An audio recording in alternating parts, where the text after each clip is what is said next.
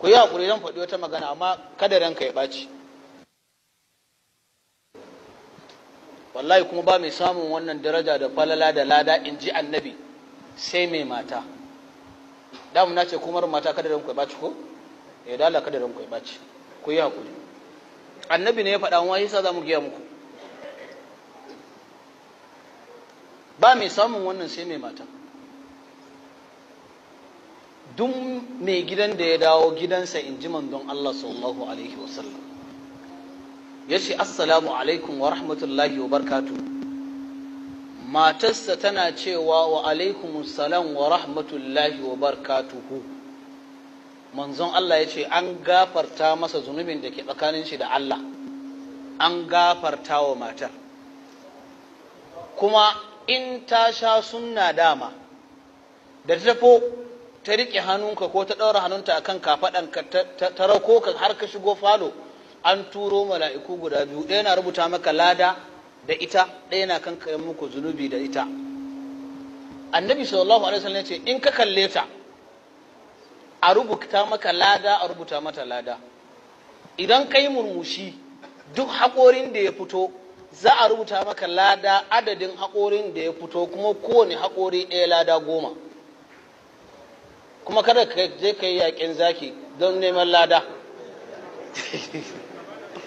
An gane yaƙin zaki ko? Wai ka ji hadisi wanda ka washe dariya har zuciyarka. Ibnul Qayyim kuma yace idan baka so kuma ka kamu da hawan jini da ya ka zo kafin ka zanna ka mata kiss 7 a kumatunta.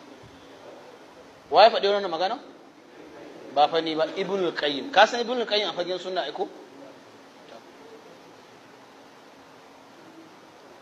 To yanzu hadisin manzon Allah sallallahu alaihi wasallam duk namijin da yau matarsa kiss ɗaya yana da lada 10. Lada nawa? 10. Idan ka zo ka kwanta sai ba ka yi filo da filo ba in ji manzon Allah, sai ka yi filo da cinyarta. In ka kula ai hadisi ya inganta, annabi in ya shigo ɗakin na Aisha da me yake filo? Da me yake filo ku faɗa mana? Da cinyar na Aisha. In ka yi filo da cinyarta tun lokacin da ka sa kanka a cinyarta ka yi filo har lokacin da za ka cire kanka an turo mala'ika na rubuta maka lada kai da matar, yana kankare muku zunubi kai da matar. Ina namijin da zai dawo matarsa tana uwar ɗaki yana falo ko yana kan tusita ai tana wasita ba ta isa da zo kusa da shi ke ni sa'inki ne sa'ar ka ne wallahi yawwa kar ku zo ne magana wallahi sa'ar ka ce ita ka ji wani abu wata zo ke you are very police station an ji ita police station ne amma an jima za ka neme ta aiko da karka kore ta. Shaidan ne yake so ya nasara akan ku, wannan ladan ne baya so ka samu. Kallon matar ka fa kai sai an rubuta maka lada wallahi. Ka kalle ta ko baka yi dariya ba za a rubuta maka lada, a rubuta mata lada. Ta kawo abinci kuna ci kuna taɗi duk kalma ɗaya da ko tofa sai an ba ku lada 10. Ba mai samun wannan sai mai aure, ba goyo mai zuwa hira ba. Duk hiran da zaka je duk magana za ki yi a budurwa a sashin hira na me ba za ka samu lada ba, karshen ta ma kai wasa zunubi za ka samu. Ka san akwai wani don samu gindin zama a wajen mace ma in ya zo an gaisa ina wuni ya su baba ya su waye kai ai wallahi jiya ban yi bacci ba ƙarya yake wallahi bai ƙarya yake har mafarki yayi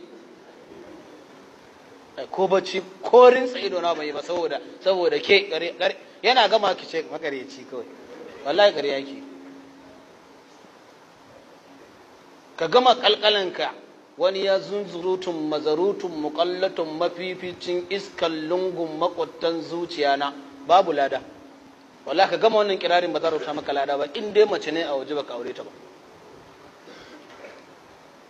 Na biyu, da wanda ya kwanta da matarsa ta sunna saboda kada ya fada a zina akan gado ɗaya ba tare da sun ɗabbaka sunna sun sadu ba, kwanciya suka yi lami lafiya ba ɓacin ranta a zuciyar mijin, babu ɓacin ranta ita ma a zuciyarta na mijin. Da wanda ya je ya kwana a masallaci marar mata yana ƙiyamun laili, wallahi waɗannan sun fi soyuwa a wajen Allah.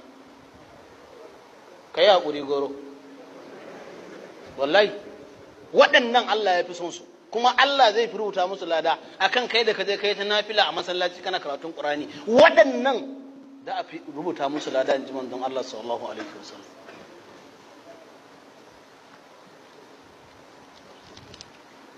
Muna ganewa kuma manzon Allah sallallahu alaihi wasallam yake cewa duk namijin da ya kwanta da matarsa kwanciya ta sunna duk wankan janaban da yayi ruwan da zai diga na ƙarshe na wankan janabansa tare da zunubinsa gaba ɗaya zai diga.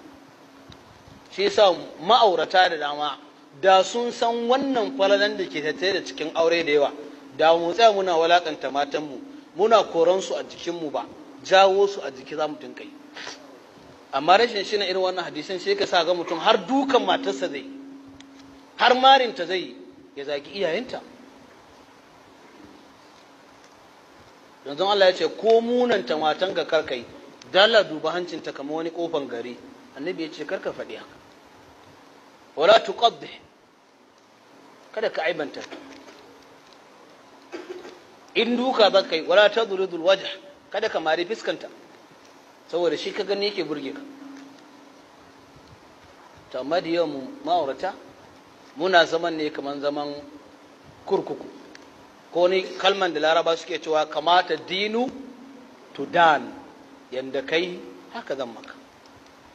Allah ba mu ikon gyarawa kuma kullum muka gabatar da irin wannan nasiha din muna bawa masu aure gudumawar abun da a ranar da ka ji nasiha in ka koma za ka yi don Allah yau kana komawa matarka ta gane cewa kana zuwa wajen karatun sunna kana shiga gida ka mata oyoyo na hogin ba za ka yi ba?